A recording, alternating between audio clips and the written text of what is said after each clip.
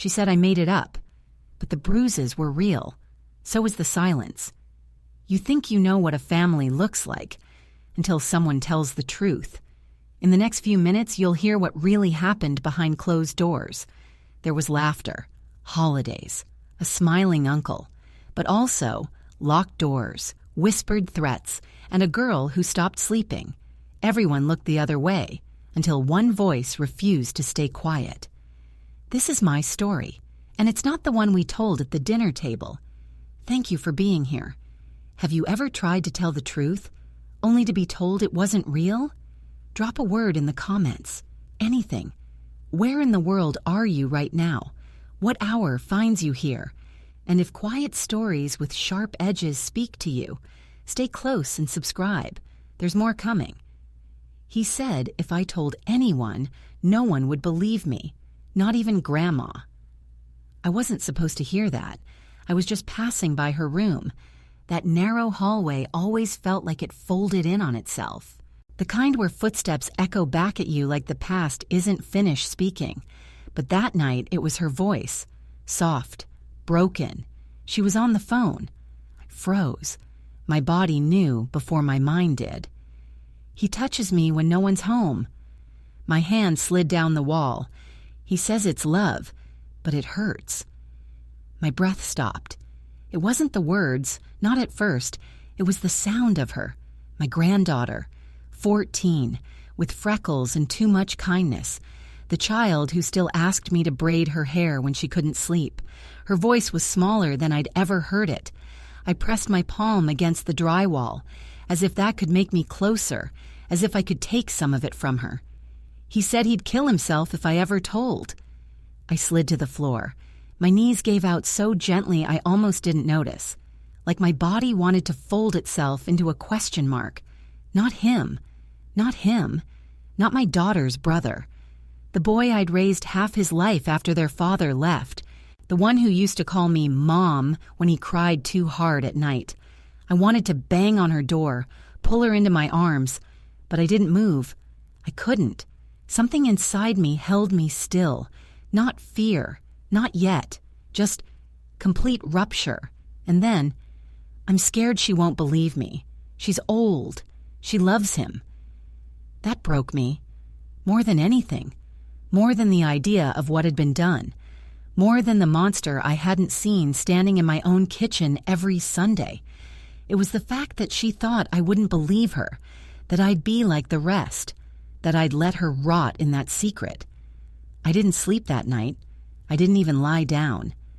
I just sat in the hallway, knees pressed to my chest, like the grandmother I thought I was had been peeled away. And something else, raw and shaking, had been left behind.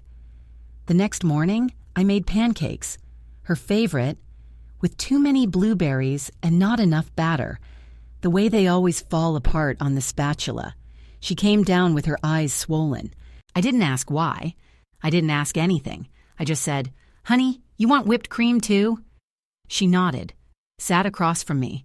Her hands shook when she held the fork. He walked in 5 minutes later, stretching, grinning. "You always make too much, Ma," he said. "Want me to save you the calories?" I looked at him. Really looked. His shirt was wrinkled. The same shirt he wore yesterday. His eyes danced too fast over the table. Over her. She didn't look up. I didn't smile. I just said, "Eat fast, you'll be leaving soon." He laughed. Thought it was a joke. The truth is, I didn't believe myself yet. Not all the way. Somewhere deep, a stubborn old reflex whispered, there must be a misunderstanding. But my bones, already knew. And bones don't lie. That night, I opened the laptop. Took me 20 minutes to remember the password. Typed in, what to do when a child says they've been abused by a family member. The results made my stomach turn. Mandatory reporting, psychological trauma, police protocols, fear, denial, silence, silence. So much silence. I thought about my daughter. If I told her, what would she say? Would she defend him? Would she protect her daughter? Or would she turn her face away like so many mothers before her? I thought about the girl upstairs, her small hands, the way she hugged me from behind when I made soup, the way she still called me Grammy when no one else was around. I couldn't lose her, but I couldn't let her rot in this house another day, so I did the only thing I could do that night. I opened a drawer, found my old notebook, wrote down everything I'd heard, everything I remembered, every bruise I thought was from gym class, every time she flinched, and on the last page I wrote, "I believe you, even if no one else does." Then I closed the notebook, held it against my chest, and waited for morning. "Why are you asking that, Mom? What's gotten into you?" Her voice snapped like a twig, thin, sharp, and careless. I had just asked, "Has something seemed off with her lately?" Simple words, harmless on the surface. But my daughter knew me too well. She turned, eyes narrowed. "You always do this. Invent things. Make people uncomfortable." I stood still, like I'd stepped into a dream I couldn't steer. "I just noticed she hasn't been sleeping," I offered, keeping my tone calm, careful. "She's a teenager," she said, pouring coffee. "They don't sleep. They scroll." But I wasn't thinking about scrolling. I was thinking about the bruise I saw yesterday on the back of her upper arm, round, faded purple, like the shadow of something that wanted to disappear, but couldn't. Later that afternoon, he came over again. I watched his hands, his laugh, his timing, too much. He walked behind her once, touched her shoulder, just a second too long. She flinched. I nearly dropped the plate I was holding. That night, I found her in the laundry room, folding a towel that wasn't even dirty. She looked up like a deer in headlights. "I'm not here to scare you," I said. I need to ask something." She froze. "I heard you, on the phone, 2 nights ago." Her face crumbled, like she'd been waiting for it, like her body wanted to fall apart. "I didn't mean to. You don't have to explain," I said gently. She looked away. "You're going to tell Mom, aren't you?" My heart splintered. "I'm going to protect you," I said. "That's my job, no matter what." Her eyes filled with tears, but she didn't cry. Not then. The next day, I drove to the library. Didn't tell anyone. Asked the lady at the counter, "How do I find the number for Child Protective Services?" She blinked. I added, "I think my granddaughter's being hurt by someone close, and no one's listening." She didn't ask for proof. She just handed me a paper, quietly, like she already knew too much about this world. That night, I told my daughter. I told her everything, what I heard, what I saw, what the girl had said. She stared at me like I was covered in mud. "Are you accusing my brother of something like that?" she hissed. I didn't blink. "I'm telling you what she told me." She looked away, hands trembling. Then she laughed, a cold, hollow sound. "She's always been dramatic. You know she is." "No," I said. "I know you are. When you're afraid." She turned on me. "You're going to ruin this family." "No," I said. "He already did." Later that evening, the girl found me in the kitchen, said nothing, just stood there. I handed her a mug of warm milk. She took it, sat on the floor by my feet, and whispered, "Thank you for hearing me." I said, "I didn't just hear you, sweetheart." I put my hand over hers. I listened. "You shouldn't have said anything." Those were the first words my daughter said to me the next morning. No good morning. No, I've been thinking. Just that, not even looking me in the eye. She stood by the sink, aggressively rinsing a mug that didn't need rinsing. Her jaw clenched so tight I thought her teeth would crack. "I had to say something," I answered. She slammed the cup down. "Well, congratulations," she said. "He's not coming to Sunday dinners anymore. You got your little witch hunt." I stared at her, not in anger, in disbelief. "He shouldn't be coming here," I said quietly. She turned on me. "You know what this does to our family?" I wanted to scream. Instead, I said, "He's not the victim here." "You don't know what happened," she snapped. "You're choosing sides based on a scared teenager's words." I stepped forward. "I'm choosing her. That's all I need to know." That afternoon, my phone started ringing. One of my nephews, then a cousin, then my sister-in-law, not to ask if I was okay, not to check on the girl. Just, "What are you doing, Nora? You're going to destroy your own daughter." He's always been a little weird, but that's not abuse. My hands shook. I gripped the edge of the kitchen counter to keep them steady. Someone said, "You're going to get him arrested." I almost said, "I hope so," but I didn't. Not yet. That night, she wouldn't let me tuck her in, not out of anger, out of shame. "Mom's mad at me now," she whispered. "She's scared," I said.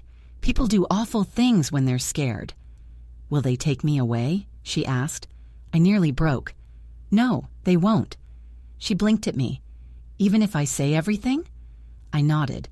"I'll be right there when you do." The next day, she stayed home from school. We said she was sick. She sat curled on the couch, blanket around her like armor, not touching her phone, just quiet. I brought her tea. She whispered, "Do they think I'm lying?" I didn't lie. "Yes," I said. "Some of them do." She pulled the blanket tighter. "But that's their weakness," I added, "not yours." That night, my daughter told me not to interfere anymore. "This is my child," she said, "and I'm her grandmother," I said, "and someone has to do what's right." "I'll handle it," she said. "You haven't." That ended the conversation, but it didn't end the war. The girl came to me later, sat on the stairs while I folded laundry. "I want to tell someone," she said, "but I'm scared." I sat beside her. "You already told someone." She nodded slowly, then added, "But I want it to matter." I took her hand. "It will." I dialed the number 3 times before I could press call. My hands weren't shaking. Not exactly. They were floating, detached, like my body didn't want to admit what it was doing. The voice on the other end was calm, male, young, maybe 30, too young for this kind of weight.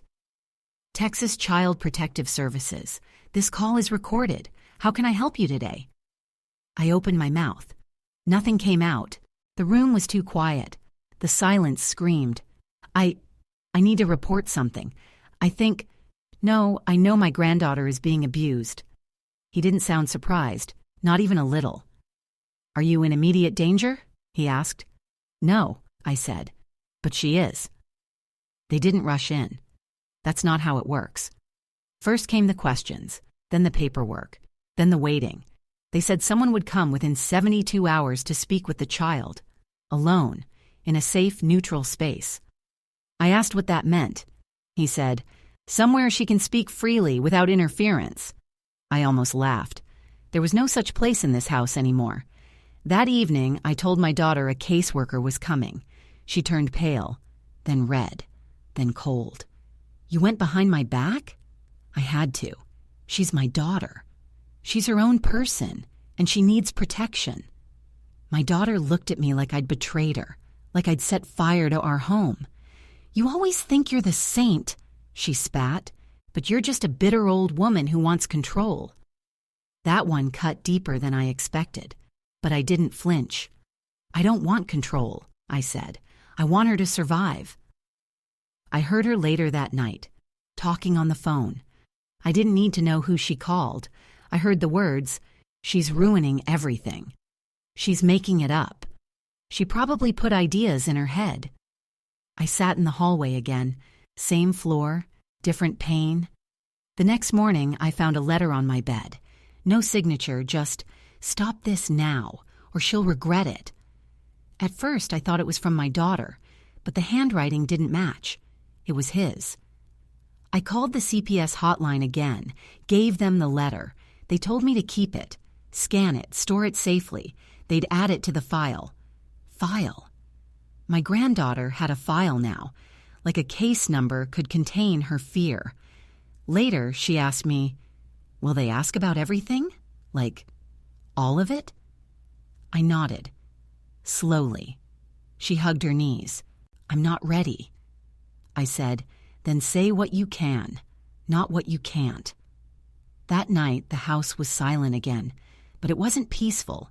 It was the kind of silence before a storm, the electric stillness when even the walls seemed to hold their breath.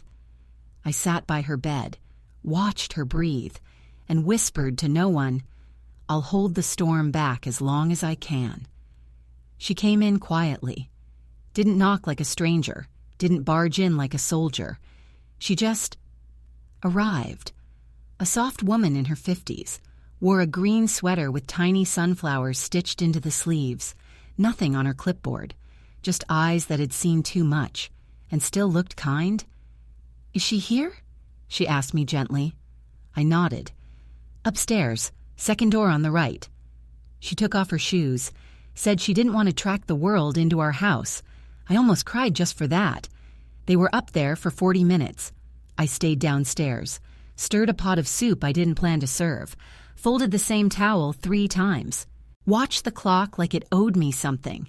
When the woman finally came down, her face was unreadable. I wanted to scream, "Tell me she's okay."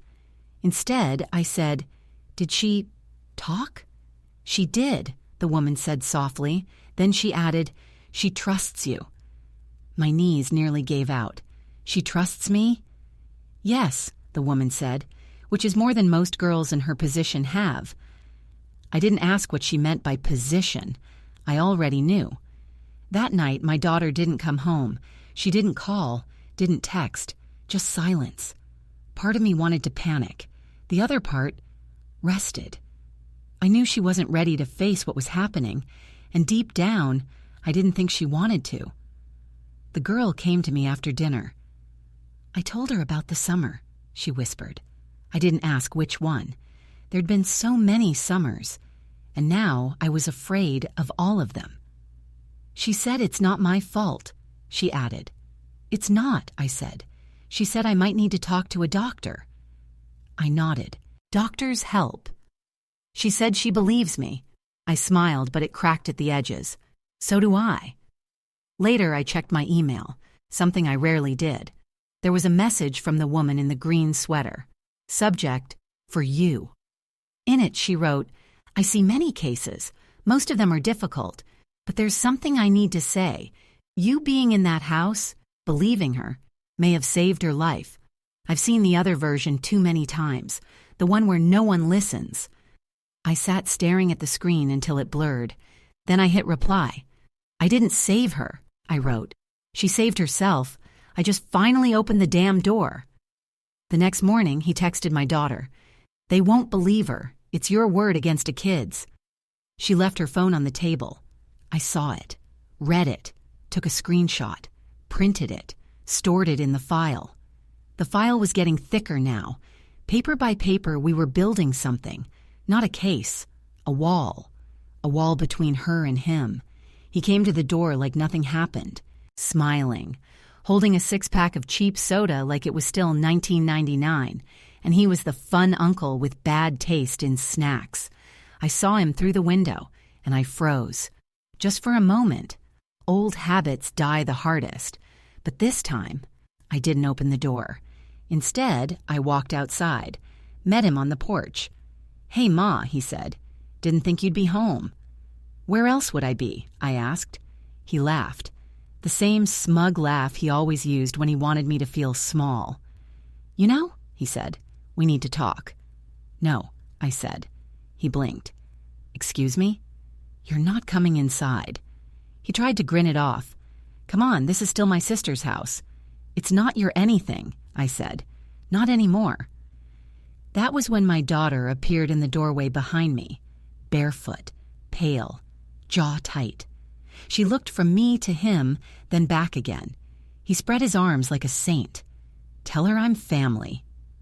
My daughter didn't answer, just stood there, like she wanted someone else to say it for her.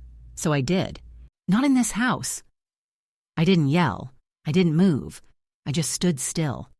And for the first time, he stepped back. He left, didn't slam the car door, didn't scream, just drove away. But not before looking me in the eye with something I hadn't seen before. Fear. Not of arrest, not of exposure. Fear of someone who finally wasn't afraid of him. Later that night, my daughter knocked on my bedroom door. She didn't come in. She just stood there. "I didn't know what to say," she whispered. "Then don't say anything yet," I said. And for once, she listened. The girl came into the kitchen around 10, wrapped in her oversized hoodie like armor. "I heard you say no," she murmured. I nodded. She smiled, just barely. "Thank you." That weekend, I changed the locks, paid for it myself, didn't ask permission. When the locksmith asked who I didn't want getting in, I said, "Anyone who makes children afraid to sleep." He didn't ask any more questions. The social worker came back on Monday. She brought a list of counselors and options and choices we didn't have a week ago. "I want the one with the therapy dog," the girl said. We all laughed, softly, for the first time. It wasn't happiness yet, but it was the shape of something that could become it. She sat across from me at the table. My daughter, holding a chipped mug like it was made of glass. Her hands were too still. "I don't know what's real anymore," she said. I didn't say, "It's been real the whole time." I just waited. "You know what it's like," she added, "to grow up with someone and never imagine they could—" She stopped, didn't finish the sentence, because naming it still made it real. I thought of the summer 5 years ago, when my granddaughter came home from soccer practice with a bruise the shape of a belt. She said she fell. I remember looking at it, thinking it was too high on her thigh to be from a fall, too even. I didn't ask more questions, didn't want to cause trouble. I made her a grilled cheese, because food fixes silence, right? I thought of the time she refused to hug him, said, "He smells weird." We laughed. He rolled his eyes and made a joke about teenagers. She didn't laugh. I let it go. I let it go. Now, years later, the memory was acid in my chest. "You were a child yourself," I whispered, "when you started raising him, after your dad left." My daughter looked up, startled. "I know what it's like," I said, "to love someone who turns into a stranger in your own house." She didn't answer, but she didn't fight either. That night, I found a sticky note on my bedroom mirror, from the girl. It said, "Thank you for not making me prove it." The social worker called the next day. "There's a formal interview scheduled," she said, "with a forensic interviewer." I felt the words like cold rain. "Will she be okay?" I asked. "She'll be believed," she said. "That's what matters right now." I sat outside that afternoon, just me, the wind, and a photo album I hadn't touched in years. There he was, in so many pictures, smiling, holding her when she was small, teaching her to ride a bike. My stomach turned. I looked closer. One photo. She was stiff in his arms. Her face was blurred from movement, but not happy movement, like she was trying to get away. Why didn't I see that before? Or did I? I closed the album, went inside, opened a drawer, took out a box of matches. That photo didn't belong in this house anymore. Neither did the story we used to tell about it. They wouldn't let me in the room. "She needs to do this alone," the forensic interviewer said gently. "It's not about separating. It's about safety." I nodded, but my fists clenched so tight, my rings left dents in my fingers. There was a small screen in the waiting area. No video, just her name. A countdown clock. 60 minutes. I watched every one. I remembered when she was 5 and had to get stitches. She screamed for me the whole time. Now she was 14 and no one was screaming. Not even me. When she came out, she didn't speak. She just walked into my arms and stayed there. The woman in the sunflower-sleeved sweater followed. "She was brave," she said. I looked at my girl. "You were you," I said. That was enough. That night, everything broke open. Not in the house. Online. My cousin posted a vague status. "Families falling apart because people love drama. False accusations ruin lives." A distant niece posted a photo of Uncle Dave, smiling with kids at a BBQ. Caption, "He always had a kind heart. Don't believe every story. Then the messages started. You should be ashamed. He was your son in every way that mattered. She's just trying to get attention. Maybe you planted the idea in her head. My daughter saw it all. She didn't say much, but her face, stone cold. I never thought I'd be the scandal, she muttered. You're not, I said. She is. She looked up. She? The girl, I said. The truth. Someone added me to a private group on Facebook.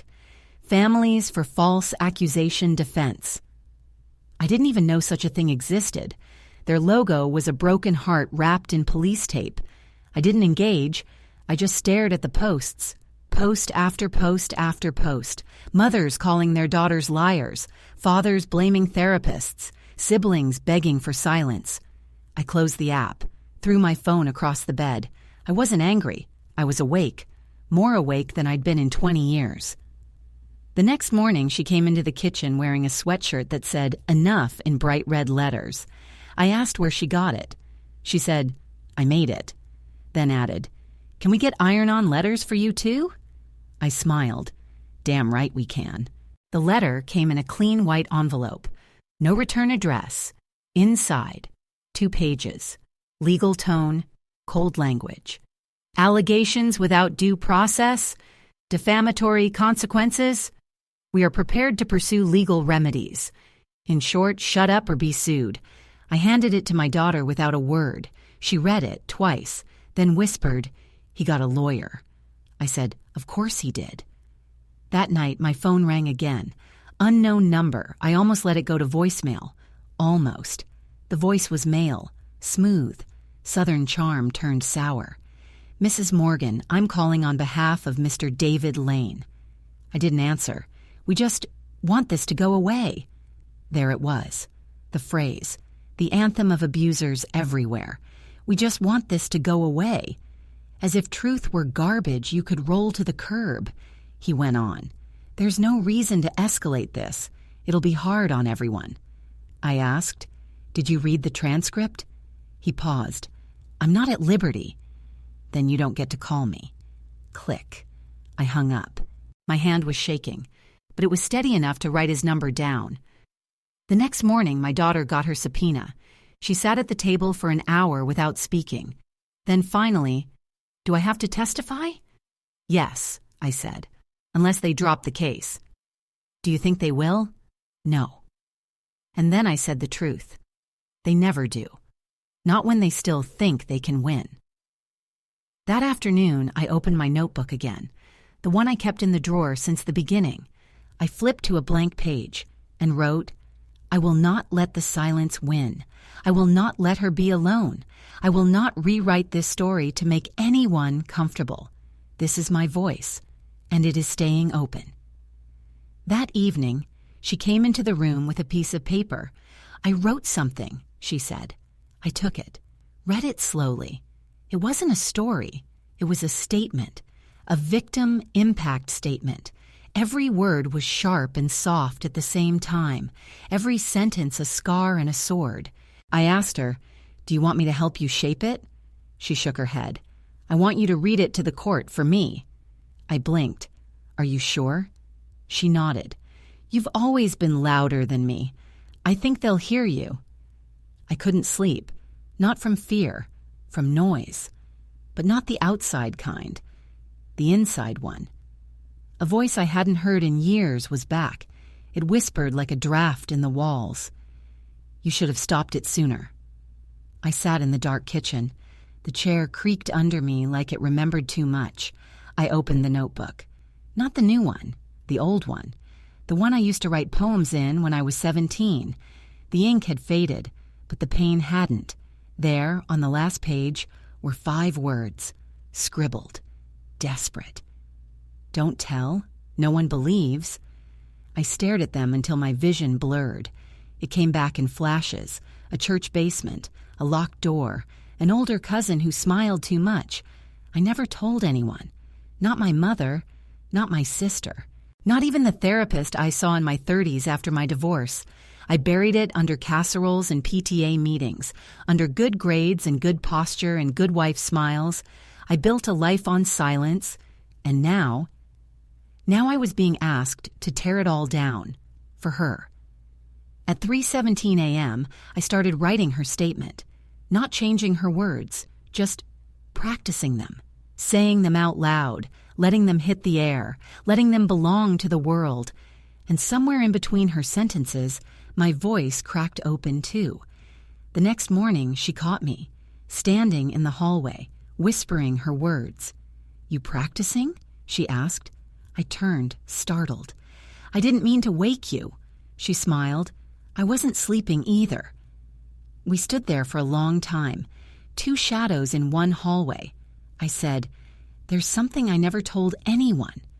She looked up. I told her, not the details, just enough.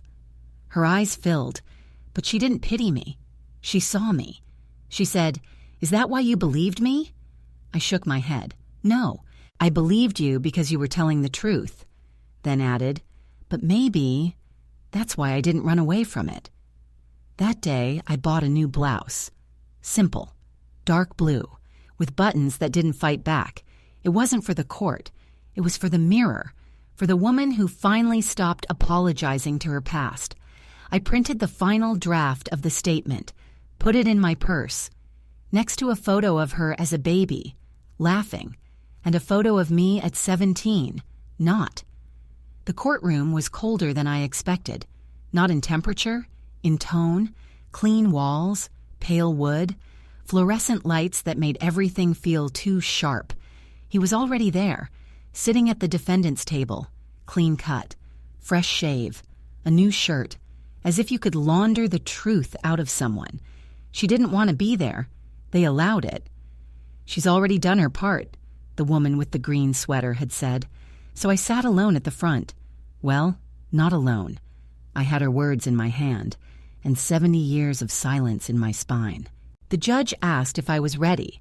I nodded once, then stood. My knees didn't shake. I was surprised by that. I opened the paper.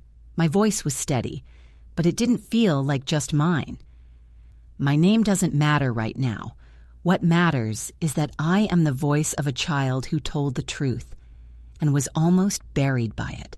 What matters is that she tried to speak and no one listened until one person did.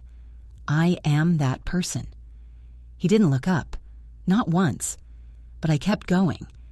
She didn't ask to be brave. She didn't ask to be a survivor. She just wanted to be safe in her home.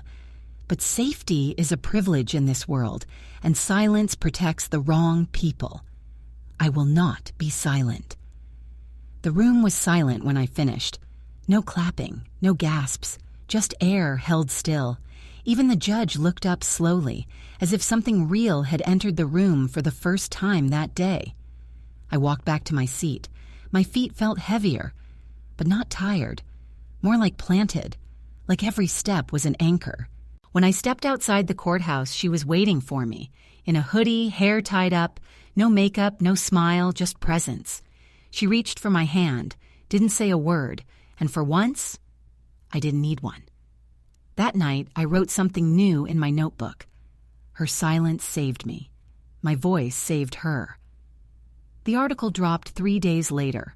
Local paper, small column, black and white headline, "Teen statement in abuse case brings community into courtroom."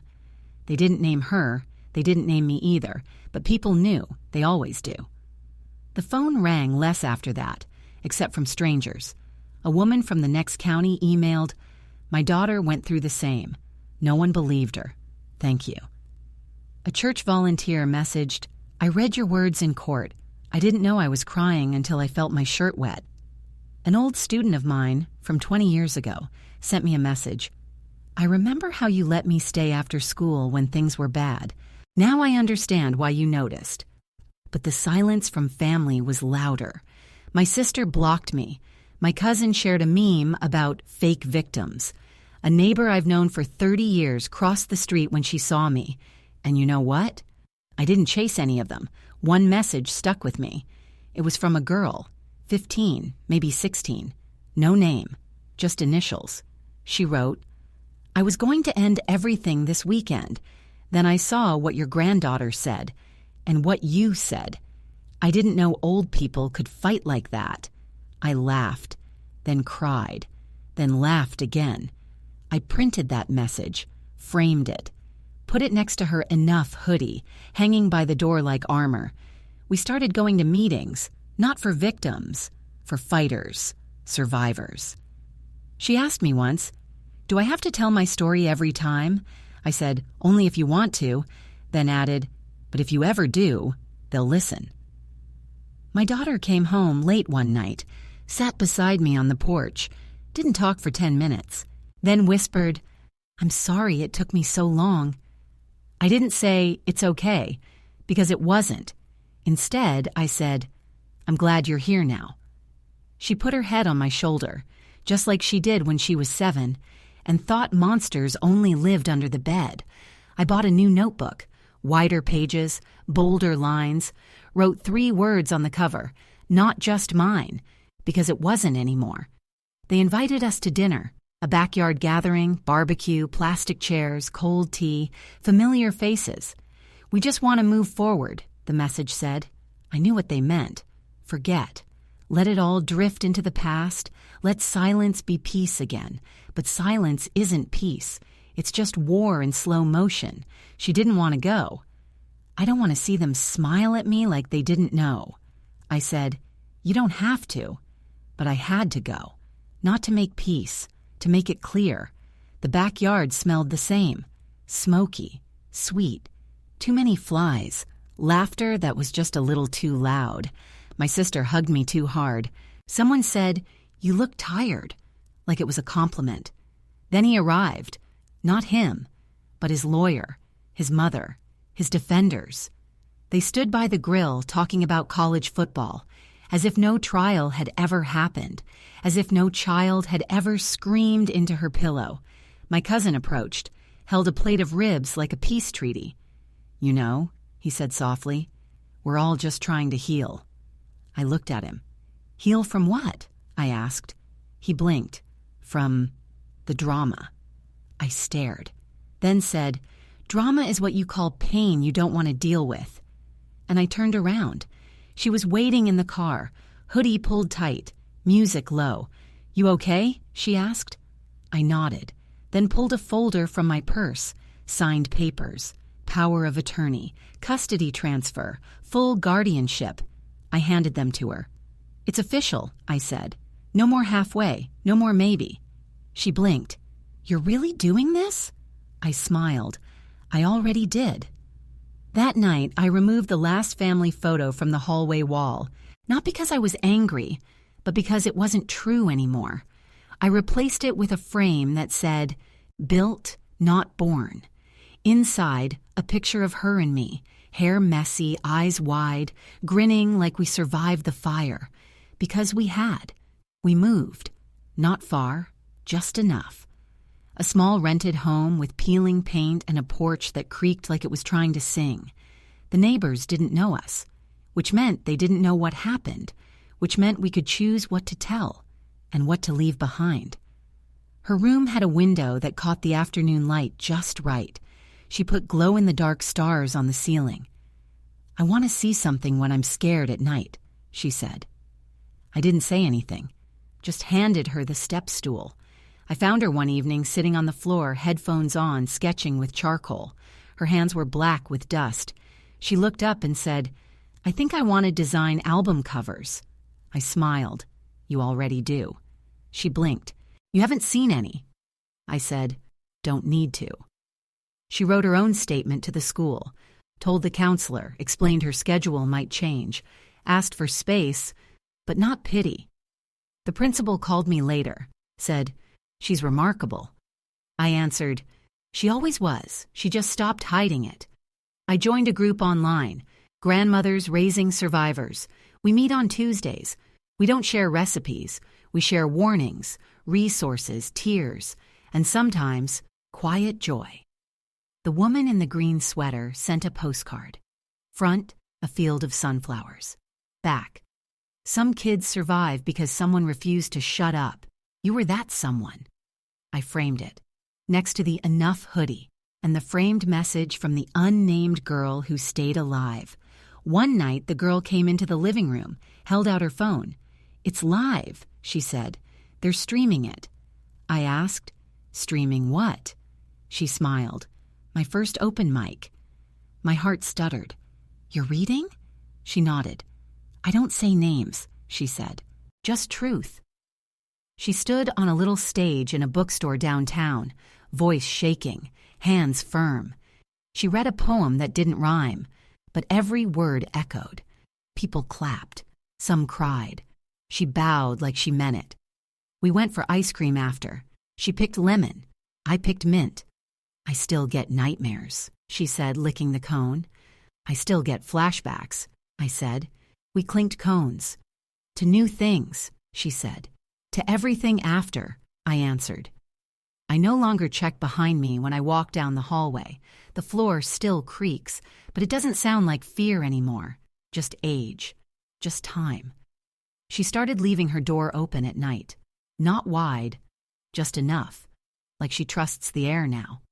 I got her a puppy. Too small. Too loud. Always chewing something. She named him Milo.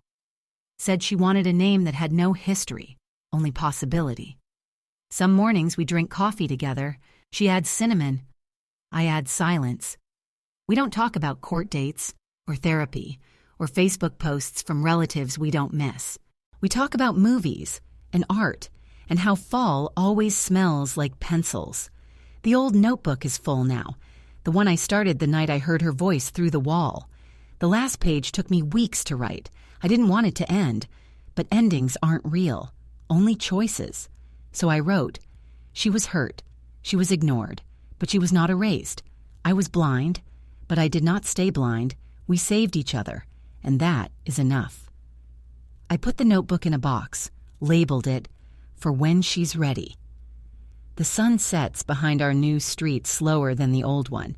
She says it's because the trees don't rush it. I say maybe she's right. I hope she's always a little bit wrong, too. It means she'll keep learning. People ask sometimes, "How do you keep going?" And I say, I stopped asking why and started asking what now. She just turned 15. She wants to get a second ear piercing. I said yes. She wants to dye her hair blue. I said yes. She wants to live. I say yes, every time. If you're still here and this story spoke to you, consider subscribing to the channel so you won't miss the next one.